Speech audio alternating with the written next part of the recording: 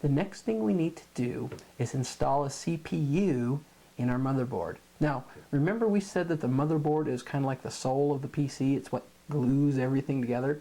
Well, the brains of the PC is the central processing unit. Now this you see right here is a sample of a central processing unit. This is a Pentium 4 CPU. If I flip it over, you can see that it has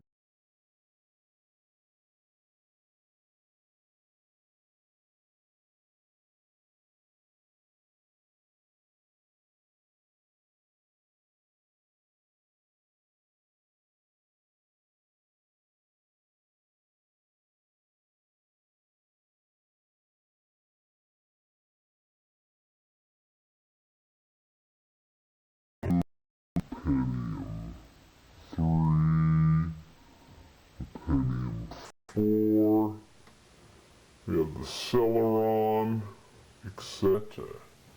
On the AMD side, we have the Athlon P, the Athlon 64, and we're on.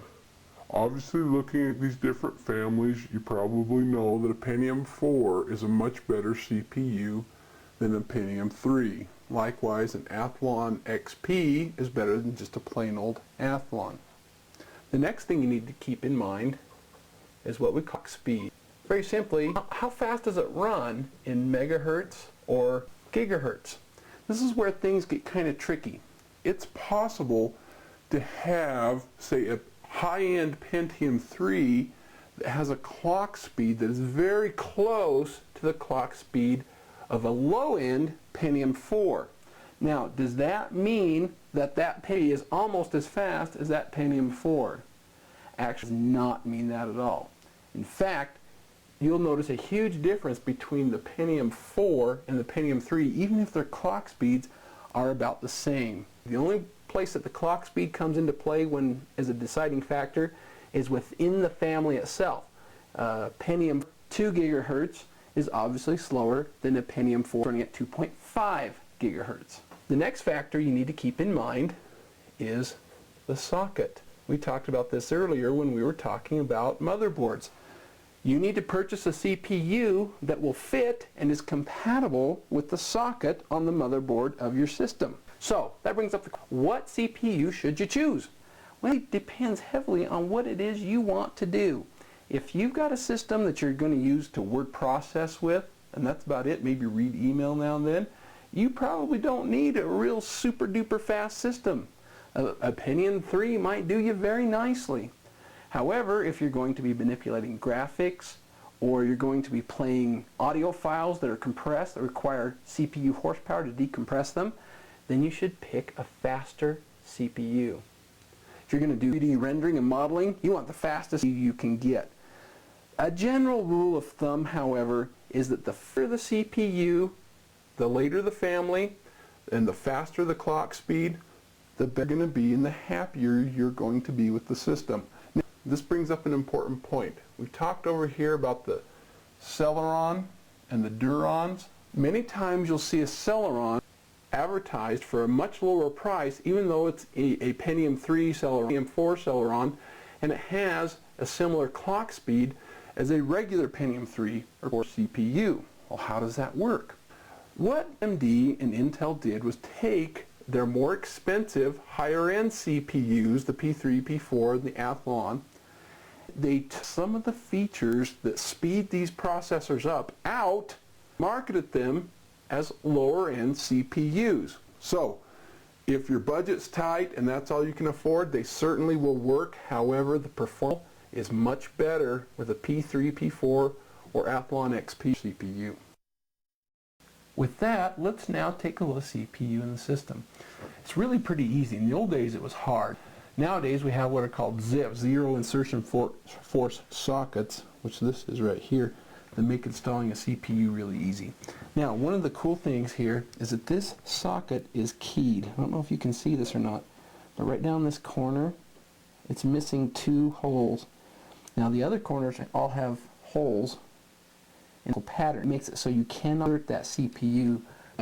So to insert CPU, we low key right here, and then we reach in here and lever we grab a hold of this lever and pull it back. That slides a top slide across there that opens up the hole so the CPU will slip in really easily. Now, by the way, CPUs always take precautions against electrostatic discharge. I've got my static wristband on a static mat, and the case is connected to the static mat. CPUs and RAM in particular are very sensitive to ESD. So, notice that in the of the CPU, which you can see I'm pointing now, there's a little that indicates that that is where one direction we call it. That needs to line up with pin here, where the keyhole is. So to do that, all I have to do is over like this, insert it into the holes, make sure it's all the way down, slide, or push this little lever back that we use so it can't fall out, and our screws installed. Now you'll also notice that there's a little gold arrow on this side as well, and there's a little arrow, I don't know if you can see that or not, in engraved plastic right here, again telling you that that's where the pin one direction is. Now the next thing we need to do is install a C-fan.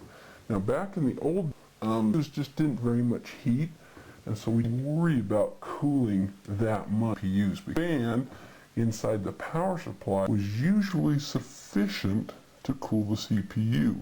That is not so today.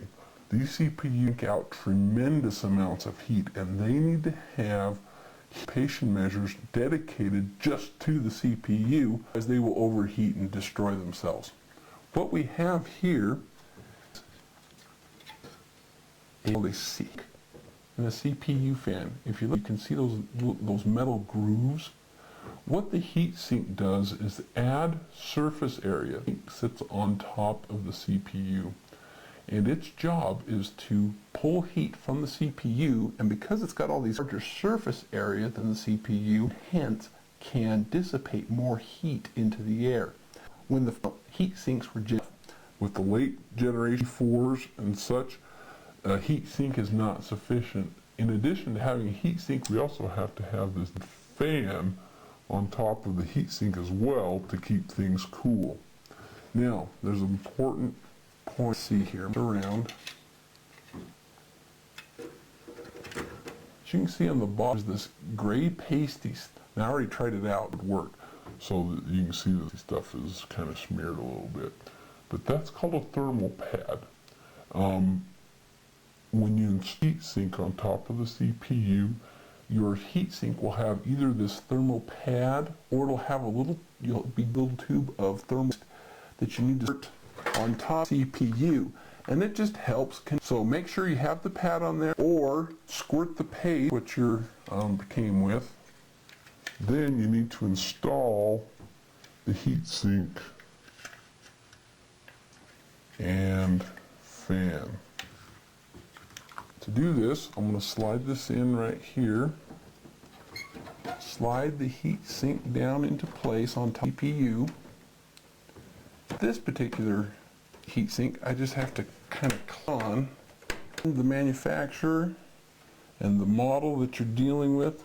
The way to connect this fan on will vary, so you might have to look at your instructions and see how to connect your particular fan, because 3 or 4 different. I've got it on there, tighten the whole smear down by flipping these levers one way, one the other. When I did that, the heat sink down tight against the CPU, so that the heat. Then we need to provide power to our fan. Now, we'll plug right here, and we have to find an electrical connector on the motherboard and this in, so that we can have power to power the fan.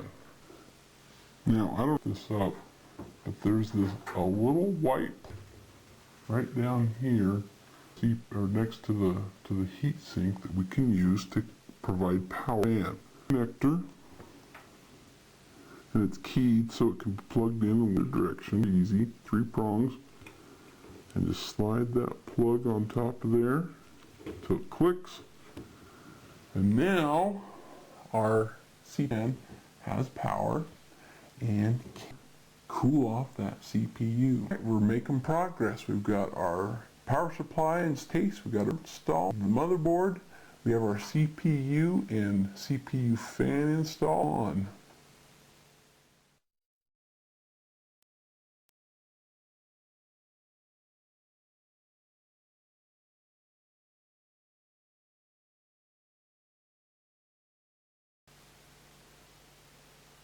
The system is taking shape. We're getting there. The next thing we need to do is a memory board. Now, before we do that, let's talk about the role of memory and to understand that the PC needs two different types of memory. The first type is called long-term storage. Long-term storage is provided by devices such as the hard disk drive, the floppy, and your optical drives such as your CD or DVD drive. Now, long-term storage is what we call persistent. That means if we save data on a long-term storage device, that data is available even if we power the system off. Now, the problem with long-term storage devices is the fact that they're relatively slow. It's quite a while to read or write information from a long-term storage device. So in order for the CPU to be really fast, maximize its potential kind of memory inside the PC, in addition to long-term storage, and that is short-term storage. Now in a PC system, short-term storage is provided by random access memory, or RAM. You've probably heard of RAM before. RAM is the place where the CPU, the programs that it needs to run, the program to run, and also that it's working on. And the reason it does that is because RAM is so much faster than the disk or the CD or the floppy disk drive. Now, the one problem with RAM is the fact that it's not persistent. If you have a file in RAM, we've done this, you know what I'm talking. If you have a file saved in RAM, but headed into the hard disk drive, power goes out or something like that, and the PC system turns off without saving it to that data, it's gone, right? It's toast, it's history. There is no way to get it back, okay? In order to persistent, we take it out of RAM and we put it back on a long-term storage device, okay? Now, in our PC system, implement RAM form of chips that are soldered onto a memory module board that we call a, let's take a look at what a memory stick looks like. This that you see here is a typical memory module that's used in the system. Actually, these little chips that are soldered onto the circuit board. This is called a stick of RAM. If someone says, hey, I need RAM, this is what they're talking about. The more appropriate term is a memory module, but pretty much stick. Now at the bottom here you can see a series of gold connectors or leads. These are used to go to the motherboard, which allows other devices in the system, such as your CPU, to communicate with the RAM module and be able to save data to it. Now, I want to point out really quick that memory modules, like CPUs, are extremely sensitive to electric discharge. Don't handle the module unless you are properly grounded. Right here, you can see I've got my wristband on, and we're on a stat to make sure that we don't have ESD occur. In addition, when you're storing a memory module, keep it in a static bag. You go down to your local computer store to pick up a memory module for the PC that you're building, you're probably going to find that there are many different types of memory modules. You're going to be confused. Which one should I use? Let's talk about the different criteria selecting an appropriate memory module for the PC you are working on. Basically, what you need to do when you're choosing RAM is make sure appropriate type of RAM that's required by your motherboard. There's a couple of things you need to look at. The first thing is the module type. There's basically three different types of modules that you're going to be faced with today. There's actually many different types of older modules. We're going to get into them here because they're obsolete. The types you will probably run into with a modern PC system. First, SDRAM.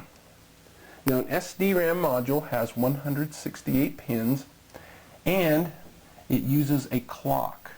Now this clock on the SDRAM module is used to synchronize the memory of the CPU. And as such, you need to select an SDRAM module if this is the type of module required by your motherboard, you need to select an SDRAM module whose clock speed is the same as the clock speed of your motherboard. Now, SDRAM modules came in 3 different speeds. We had 66 megahertz, 100 megahertz, and 133 megahertz. Now, the current type of memory module that you'll probably be working with is called DDR SDRAM. It's an enhanced version of the older SDRAM. Now, it's got pins in an older SDRAM module. It has 184 pins. The DDR SDRAM module also uses a clock to synchronize itself with the system CPU.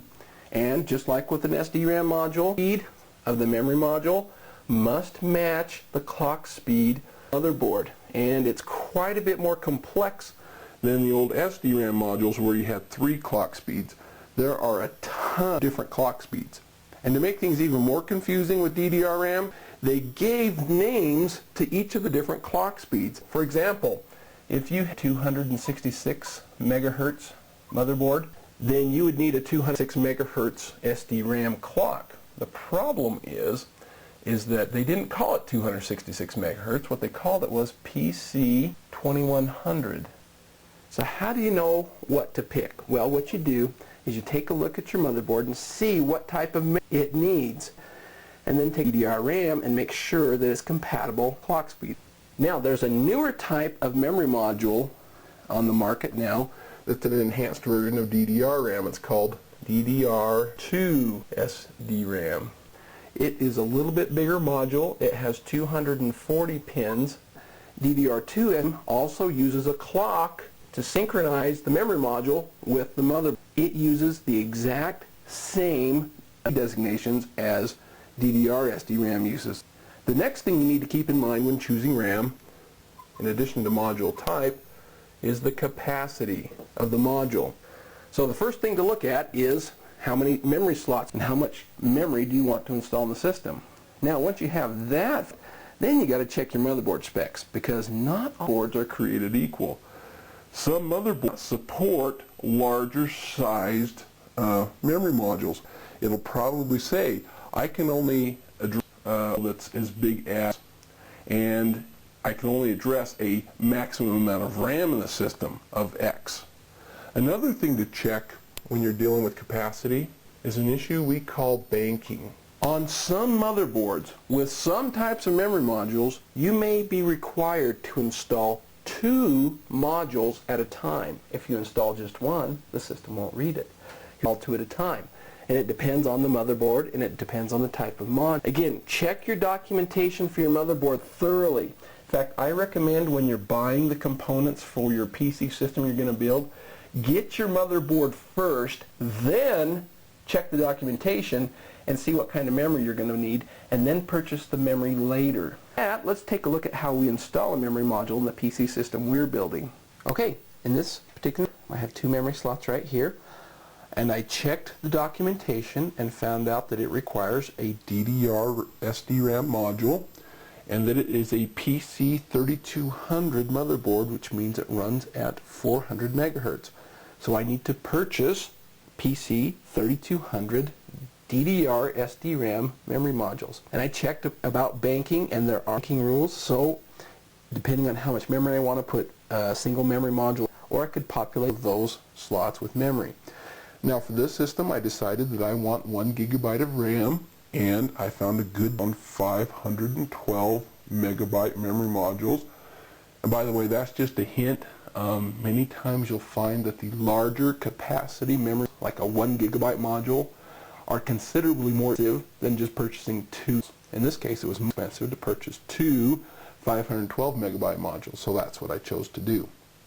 So I've got my memory module. I'm using proper static prevention techniques. My PC system is also unplugged, so there's no risk of electrocution.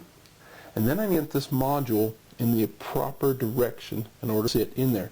You can see the module has a little slot right here that's called a key. It keeps you from putting the module in the wrong way. And notice the middle. This edge is longer than this edge. Okay? So I look at my, And if I look down in there very carefully, you probably can't see it from where you're at, a little plastic there that fits in. So to put up the notches to make sure that I've got the memory module the right way, I work it into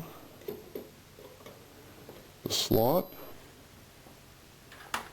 and then I just press down, clicks on both ends. Okay. When I push down, little tabs on both ends flip up and go into little slots on the shelf and lock the memory module in place. Let's go ahead and put this module in as well. Get the proper orientation on it. Tab lines up. The center of the mod, center of the, and then I just push down, clicks. Our memory is now installed.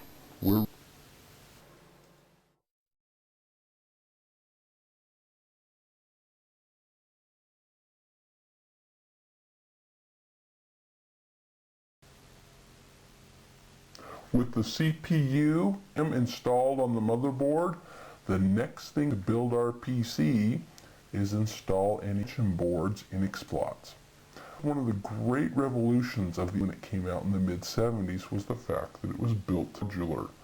That means you a generic PC and say, okay, I want it to have a interface, and you could purchase a sound board, insert it very easily into an expand. All of a sudden it's got sound capabilities. We kind of take it for today, but it was really in the 1970s when IBM developed that format for a PC.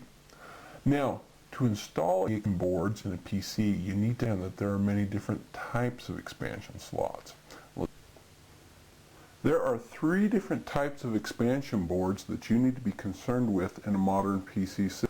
There are actually lots of other types of expansion, but they're all obsolete. We're not going to talk about them here. The ones you need to be concerned with are first the ISA expansion boards for industry standard architecture. By the way, in the industry, when we're talking about ISA, we refer to it as ISA. Now, the expansion board runs at 8.3 megahertz. Now that's not very fast, and it's 16 bits wide. The very first ISA boards were only 8 bits wide. They are relatively slow. They're not good for things like hard disk interfaces or video interfaces that need a lot of bandwidth. The important point to remember when you're dealing with ISA boards is that they must be manually configured, and I'll show you what that means. The type of expansion board you'll probably be doing most of your work with are called PCI, and PCI, by the way, stands for Peripheral Component Interconnect. It's a newer type of expansion board, and it's very, very, very widely implemented. Now, a PCI expansion board is a 32-bit board, runs at 33 megahertz. So as you can see, it's quite a bit faster expansion board. And an important point about PCI expansion boards is that they are plug and play, which we usually refer to as PNP. And so to manually configure the resources that the card is going to use, the PCI board uses the BIOS on the motherboard along with the operating system as well as a chip to automatically configure it when you turn the system on. It's really nice. There's one other type of expansion board that you're going to use an awful lot of, and that is AGP. Now, AGP stands for Accelerated Graphics Port. Now, AGP is only used for video cards. And an important point to remember about AGP as well is that you can only have one AGP expansion board in the system at a time. And that's not true of ISA or PCI. With ISA and PCI, you can have 5 or 6 different boards in the system all at once. With AGP, you can only have one. Now, an AGP board is 32 bits wide, like a PCI board, but it runs at 66 megahertz, so it's twice as fast as a PCI board. In fact, it can run at higher speeds. This is actually called 1X AGP. It runs at 133 megahertz, all the way on up to X. You can see that The 2x is just a multiplier of the base rate of 66 megahertz. You can do the math for each mode in between. With that, let's take a look at some ISA, PCI, and AGP cards, as well as the slots that they use on the motherboard.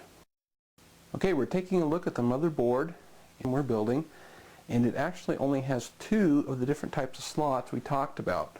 What's missing is the ISA slot, but I'll show you what an ISA card looks like in just a second. This particular motherboard has 2 different types of slots. The brown slot right up here, and these 3 white slots. All of these are expansion slots. The brown one at the top is an AGP expansion slot. The 3 whites are called PCI slots. Now there is a newer of PCI available called PCI Express. It's an enhanced version of PCI. It's really fast, and it's actually starting to replace AGP for video cards. With that, let's now take a look at an ISA board, at a PCI board, and an AGP board, so you can see between them. Expansion board right here is an ISA standard expansion board. Old sound works really well in its day. Notice the type of connector that it uses and compare it with the other connectors. It's very different. It's much longer, uses much wider pins right here. Now this board down here is a PCI board, a firewire board. Notice the difference between it and the ISA board. The ISA board uses a 2-part connector, and so does the PCI. But notice a couple things. Number one, the connector is much shorter as compared with an ISA board. And notice that the connector itself is moved way back on the card as compared with an ISA board. With an ISA board, the connector goes way up to the front of the card. Now up over is an AGP video card.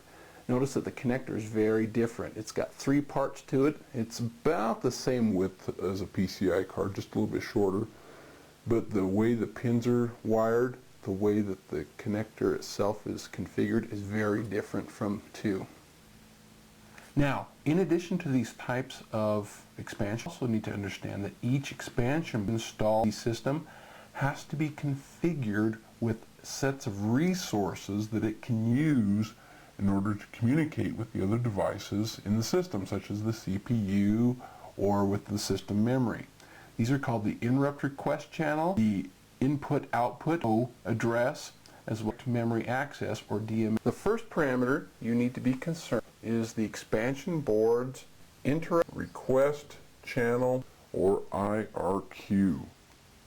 Now the IRQ is your expansion board to get the CPU's attention. The expansion board applies current to the IRQ wire, and it gets the CPU's attention. The CPU can do whatever it is the expansion to do. Now, back in the old days, every device had to have a unique queue, meaning that no two devices could share them. And that is actually still true if you're using an ISA, an ISA board in a system. However, with PCI and AGP boards, they can actually share interrupts. On a modern PC, you have 16 total interrupts that can be used. And some of them are actually used by default.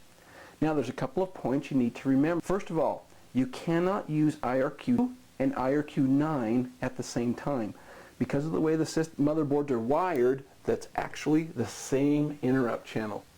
In addition, IRQs 0, 1, and 8 are hardwired on the motherboard. No matter what, you cannot use these IRQ channels for some other expansion board. Now, to the IRQ, you also with the I/O address. Now, the I/O address is sometimes also called the port address, or I/O port. Now, the I/O address is kind of like a mailbox in memory for the particular expansion board. It's a place where the CPU can pick up data, expansion board, and a place where the CPU can drop it for the expansion board. On a system, there are actually over 65,000 different port addresses or I/O addresses that the devices in the system can use. Just as with IRQs, every device in your system, all of your expansion boards, your sound board, your network board, etc., have to have an I/O address assigned.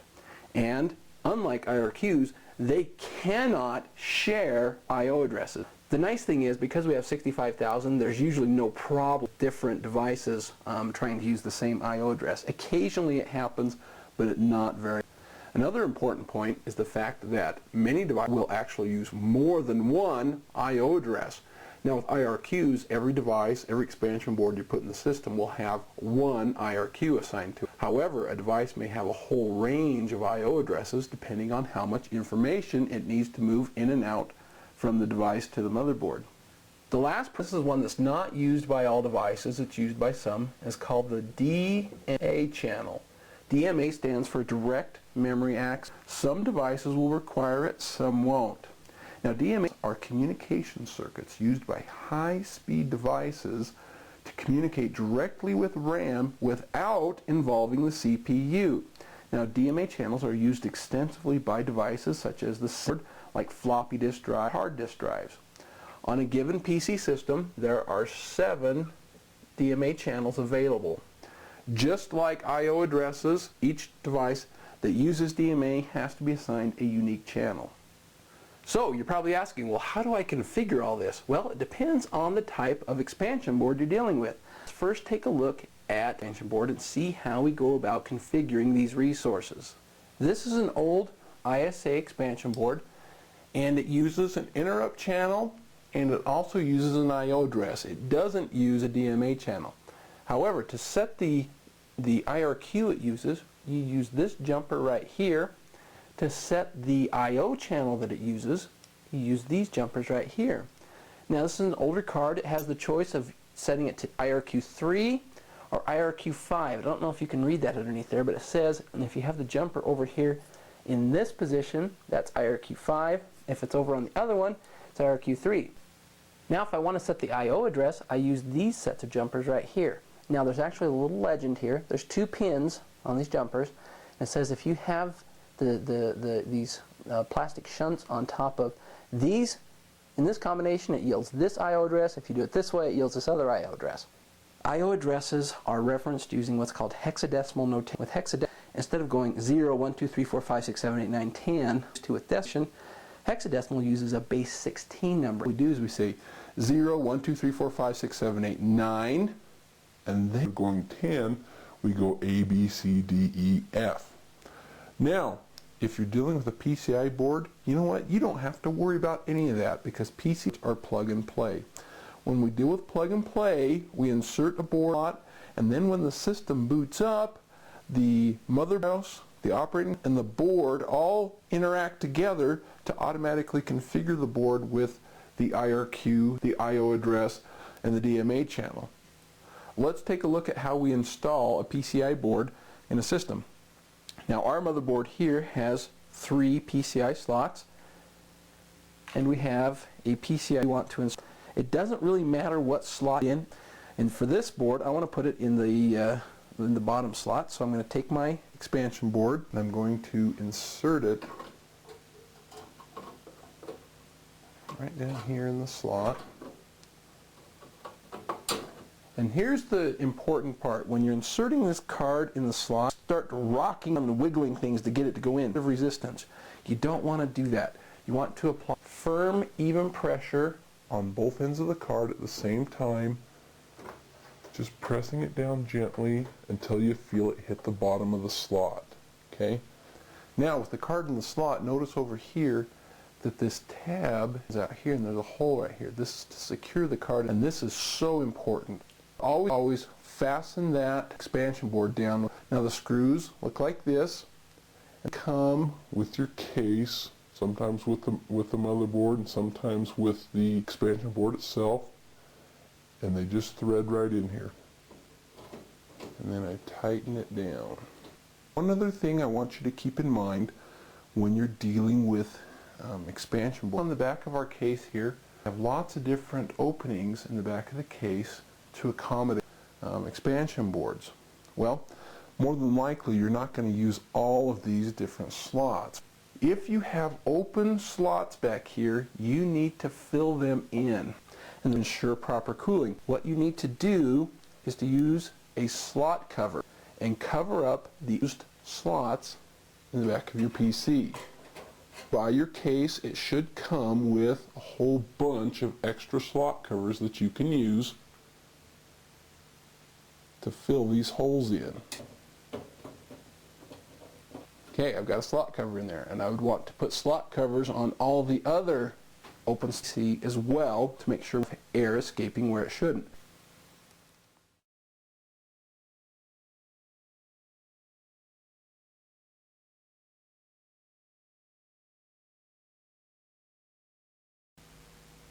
Now, to let you know how to install expansion boards in the PC, we need to talk about installing a very important expansion board in the PC system. Is the video board. Now, the video board's job is to connect our system to a monitor so we can see what's going on, right? Back in the old days, we didn't worry about it because we fed information into the PC cards and we got information out on some kind of teletype machine. Today, we expect some kind of visual display on a computer. Well, we've got a problem if we want to use a monitor. And that's the fact that the PC deals with in binary form, zeros and ones, data. Well, most of the monitors you're going to use are not digital log, okay? That means we have to have some way of converting our digital binary data and turning it into analog form data. That's the job of the video board. The video board has a chip on it called the RAM DAC that takes care of this. Now, RAM is actually an acronym that stands for Random Access Memory Digital to Analog Converter. And the RAM DAC, which you can see, it's underneath this fan on this particular video board. You can't actually see the chip. But the RAM DAC's job is to convert the digital signal coming out of the PC, the connectors in the motherboard, convert that digital data analog, send it out through the video port here on the expansion board and out to there itself. Now, when you go to buy the video board for the PC you're building, just as with all the other components we've so far, you're going to get to the store and look and say, there are so many different models. Which one should I use? What's some of the considerations you need to keep when choosing a video board? Now, you know about expansion boards, right? So you know that the very first concern that you need to keep in mind when choosing a video board is the type of board required by your motherboard. Is it a PCI? I hope not, because PCIs don't perform that well. Is it AGP or is it PCI? If your motherboard's PCI Express, go with that for a video board. It is fast. It's way faster than AGP. Provides excellent performance. If your motherboard requires AGP, that's great. AGP works really well. It's very widely deployed. If you pick AGP, then you need to pick what type. Check your motherboard documentation. What does it support? 1X, 2X, 3X, 4X, etc. on up to 8X. The general rule of thumb is that if your motherboard supports, let's say, 4X AGP, then a 3X, 2X, or 1X board will also work in that same AGP slot. However, for performance reasons, go with the fastest multiplier you can. For example, if yours supports 4X AGP, buy a 4X card if you can afford it, because you will get much better video performance than if you chose an X card. The next thing you want to look at is the amount of memory on the board itself. Now, just as our motherboard has RAM, your video board also has RAM. The more RAM it has, the better it performs, and also the higher resolution it will support. As a general rule of thumb, today's modern machines, I would suggest that you pick a memory board of at least 32 megabytes or larger. You can get away with an AGP card with as little as 4, but you'll probably be disappointed in the performance and the resolution. The next to look at is the monitor you're going to be using. What kind of monitor are you going to use? Are you going to use a standard SVGA type of monitor? If you're going to use an SVGA monitor, then you need to make sure that your video board has a standard SVGA interface. That's called a DB15. Now, if you're using a newer LCD type, an LCD monitor can be analog, or it could also be digital. Many newer video boards come with both standard SVGA interface. They may also include a digital connector that allows you to connect the video board to a digital monitor.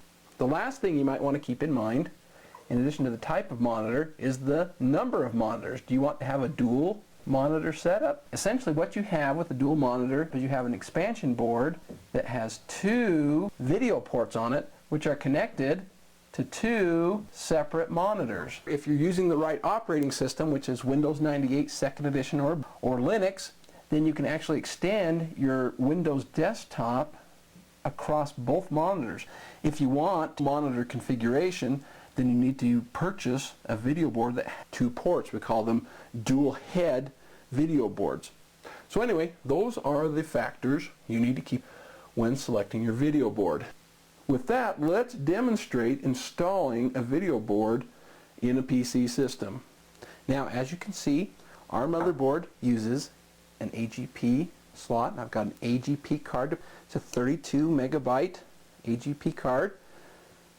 I simply take the card, and just like our other expansion boards, I push it into the slot using uniform motion. Then I get a screw and make sure I tighten that in there. This is really important with video cards too, by the way, because this is one of the things that you'll be plugging on occasion. And boy, you do not to knock that video board loose out of its expansion slot when the system's on. It will cook the board, probably maybe even the monitor as well. Okay, we've got the board in. It's installed in the AG. We've got a screw on the connector. It's secure. Now we need to connect the monitor to the video port. Now this is the video port of the AGP card we just installed. Now if you're paying attention, you probably notice that, what about this one down here? That looks like a DB15. You're right, and that's because this particular motherboard has an integrated video interface. Now the question is, well, why are you putting an AGP card in there if we've already got an interface built into the motherboard? Well, the reason is because generally speaking, an AGP or PCI video board installed in the expansion slot will perform much, much better than an integrated video adapter. With that, I can take my video plug, simply connect it here, tight screws down, and our monitor is now connected to our AGP card.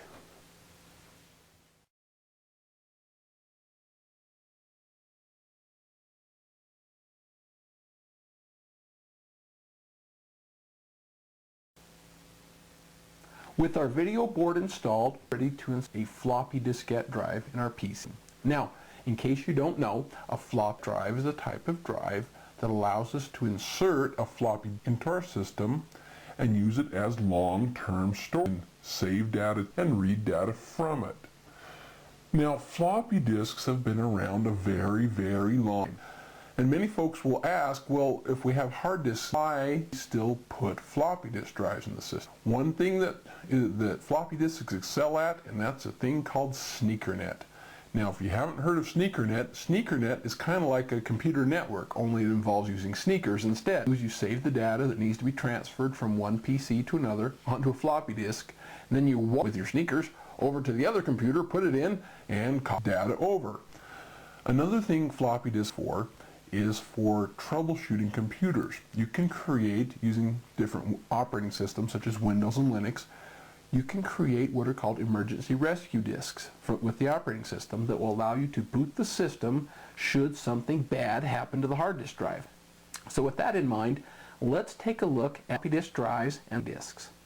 In this, split apart an old floppy disk so you can see the parts inside. Many people ask, why do we call this a floppy disk? Because you know what? They're really not that floppy. They're pretty rigid. That's because our floppy disk is actually encased inside of a plastic sheath. This black part right here we call the sheath. Inside, however, you're the true floppy diskette. This is an coated mylar disk. Now this oxide coating allows this disk to store magnetic information, read and write PC data to and from it. Notice right here there's a hole in the sheath. This is called the aperture, and there's actually one on the back of this side of the disk as well. The data on the disk is through these aperture holes, and you can actually read up in the bottom of the disk at the same time. We'll have this device here, slide. Now the slide's job is to cut the aperture hole to protect the surface of the disk, like this. When you put the disk in a floppy disk drive, this aperture is slid over, revealing the aperture. When you take the disk back out, the slide comes back over, covering the aperture. With that, let's take a look at a floppy disk drive itself. Now, I've actually taken some of the covers off so you can see inside. Read-write heads. These read-write heads, when you insert a disk, which I'll do right now, as I put it in, you'll see the slide opens, revealing the aperture, and you can see that the heads clamp down on the surface of the disk up in the bottom. Now there's a motor in here that spins the Mylar disk around and around. Heads read information off the surface of the disk, just like an old record player. Motor right here called the stepper motor. It's got a screw gear right here that moves these heads forward and backwards so that the heads can access any part of the floppy disk surface. Let's take a look at how we install this drive in our PC. The first thing we need to do is to install the drive inside of one of these bays in our case. To do this, you're going to 4 fine screws, which should have come with your PC case or with your floppy disk drive.